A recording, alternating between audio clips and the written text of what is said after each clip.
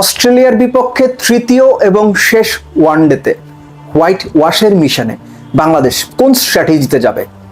অস্ট্রেলিয়ানদের বিপক্ষে কোনো রকম কিংবা এক বিন্দু ছাড়ের মানসিকতা না দিয়ে যে বেস্ট 11 খেলেছে সেভাবেই নামবে প্রথম দুই ওয়ানডেতে, নাকি রিল্যাক্স, প্লিজ চিল, 2 ম্যাচ জিতেছি, সিরিজ নিশ্চিত হয়েছে, এইবার আমরা আমাদের যে প্লেয়াররা প্রথম দুই ওয়ানডেতে খেলেননি অর্থাৎ বেঞ্চের স্ট্রেংথ পরীক্ষা করব।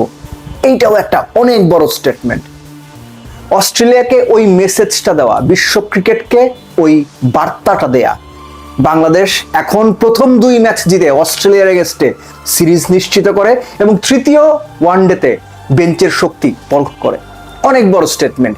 ইদার ওয়ে বাংলাদেশ যেটাই করুক, উইন সিচুয়েশন টাইগারদের জন্য। অস্ট্রেলিয়ার বিপক্ষে যদি বাংলাদেশ জেতে লাস্ট ম্যাচটা, হোয়াইট ওয়াশ হয় যদি Australia, that is cherry on the top, কিন্তু the message has been delivered.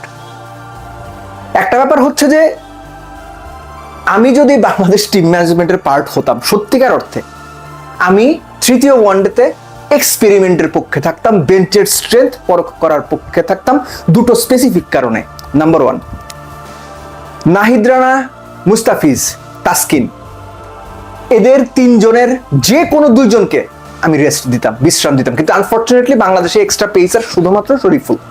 So মুস্তাফিজকে rest দিয়ে শরীফুলকে খেলানো খুবই যৌক্তিক, এটাই হওয়ার কথা, আমি হলে তাই করতাম। এক্সট্রা আরেকজন পেসার থাকলে রানা বা তাসকিন যে কোনো একজনকে বিশ্রাম দিতাম। লিটন, তাওহিদ হৃদয়, 2 জনের যে কোনো একজনকে আমি বিশ্রাম দিতাম।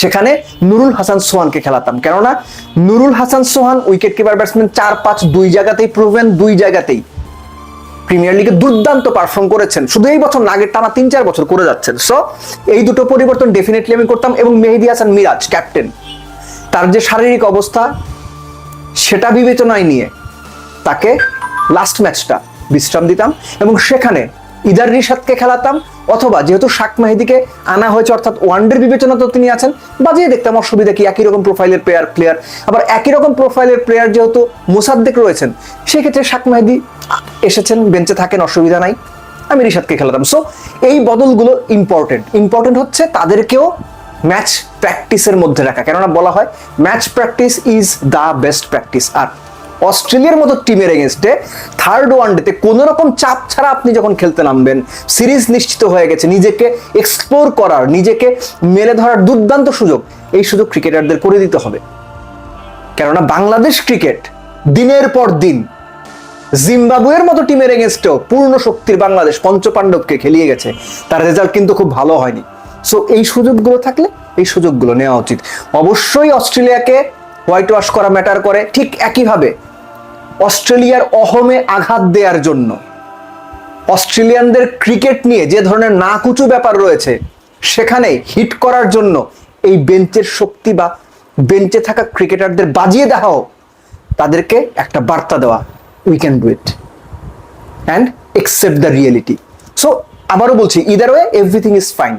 লাস্ট ম্যাচটাও বাংলাদেশ ওই high tempo, high note, pressure দেওয়া, অন টোস থাকা, এগুলো করবে এবং একই সঙ্গে যে ছোট ছোট ভুলগুলো ছিল সেই ভুলগুলো পুনরাবৃত্তি যেন না হয় সেগুলো মাথায় রাখতে হবে। অস্ট্রেলিয়াকে হারিয়ে বাংলাদেশ সিরিজ তো নিশ্চিত করেছে, বেঞ্চের শক্তি পরখ করুক, পূর্ণ শক্তি নিয়ে নামুক। হোয়াইট ওয়াশ যে বাংলাদেশ করতে পারে এটা আমি বিশ্বাস করি। ম্যাচ শুরুর আগের দিন অর্থাৎ প্রথম ম্যাচের আগের দিন স্পষ্ট করে বলেছিলাম আমি বিশ্বাস করি বাংলাদেশ ফেভারিট।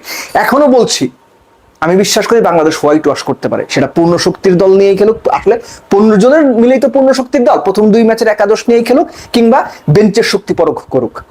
অস্ট্রেলিয়াকে হোয়াইট ওয়াশ করা বাংলাদেশের সামর্থ্যের মধ্যেই পড়ে, সক্ষমতার মধ্যেই পড়ে। সো বাংলাদেশ সেই সক্ষমতার পুরোটা মাঠের ক্রিকেটে করে দেখাবে, সেই আশায় রইলাম।